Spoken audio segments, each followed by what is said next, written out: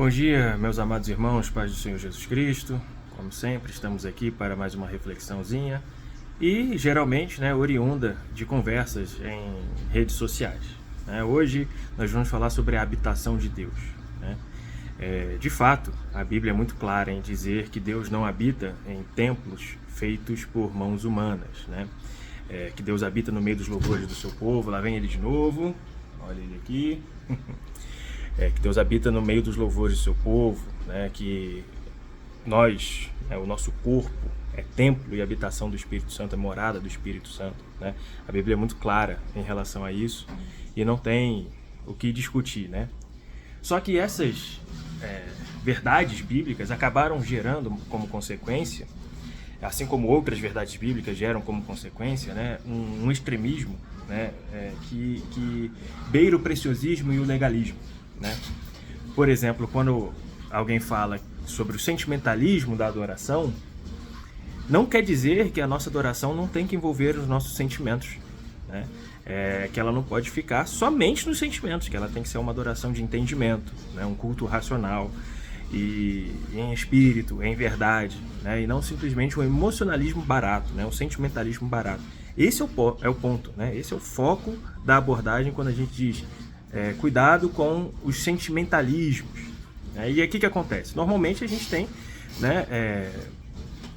louvores e adoração assim frios, sem envolver os sentimentos, com medo de que isso seja algo ruim diante de Deus. Pelo contrário, quando a gente envolve os nossos sentimentos na adoração, nós estamos adorando com tudo que nós somos, com toda a nossa força, com todo o nosso entendimento, Então, a gente tem que ter cuidado com esses preciosismos, com esses legalismos, E aí um dos jargões que a gente usa é falar que o templo é a casa do Senhor, Isso é um jargão, é algo que realmente a gente costuma usar.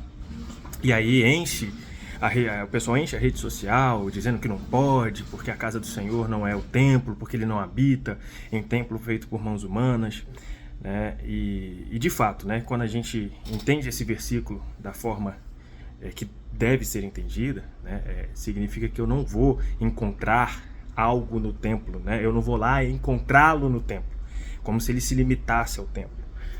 Ele não habita no templo nesse sentido, em construções humanas, porque Deus, ele é maior do que os céus, nem os céus o podem conter, quanto mais uma construção humana. É isso que o sentido do texto quer trazer, que Deus não cabe ali, mas não significa que ele não habite ali, no sentido de que quando a congregação se reúne, quando os joelhos se dobram, quando louvores são entoados, Deus habita ali no meio daquele povo, num lugar que foi consagrado a ele.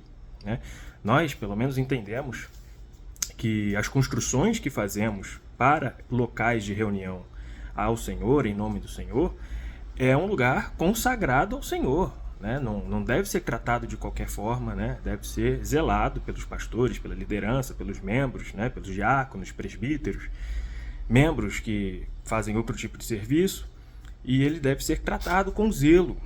Não significa que é algo perene, não significa que é porque Deus está ali per se, como se fosse uma imagem, como se fosse alguém. Quando você visita a minha casa, você vai me encontrar na minha casa se eu estiver lá, Eu estou aqui. Mas eu não consigo estar em outros lugares, você não consegue me buscar em outros lugares. Então a ideia geral dessa passagem, de que Deus não habita no templo, não habita em construções humanas, é que ele não está somente ali, ele não se limita àquele lugar. Quando a gente dobra os nossos joelhos no secreto, no nosso quarto, Deus se faz presente ali. Quando nos reunimos para orar uns pelos outros, Deus se faz presente ali.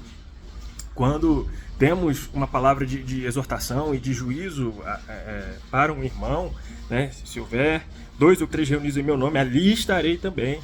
Então, a gente tem que entender que a habitação de Deus não é como os pagãos pensam que é o templo, em que Deus não está na nossa vida cotidiana, em que Deus não está no nosso ser pai, no nosso ser filho, no nosso ser irmão, no nosso trabalho, E aos domingos eu vou ao templo encontrar Deus, É isso que a gente tem que quebrar.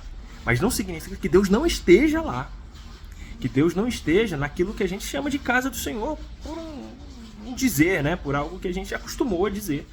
né, que de fato é a casa do Senhor. Mas nós também somos a casa do Senhor. A minha casa também tem que ser a casa do Senhor, né? Porque a nossa experiência é espiritual com Deus, né? Nós devemos adorar em espírito e em verdade.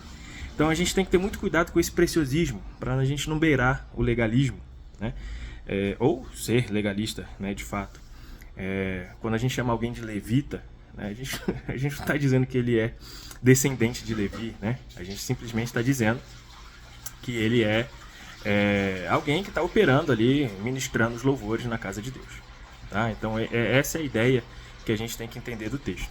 Tá? Não é excluir o templo como habitação de Deus, como casa do Senhor, é que ele não se limita a esses lugares, né? De uma forma mística, de uma forma que nós só vamos encontrá-lo ali. Tá?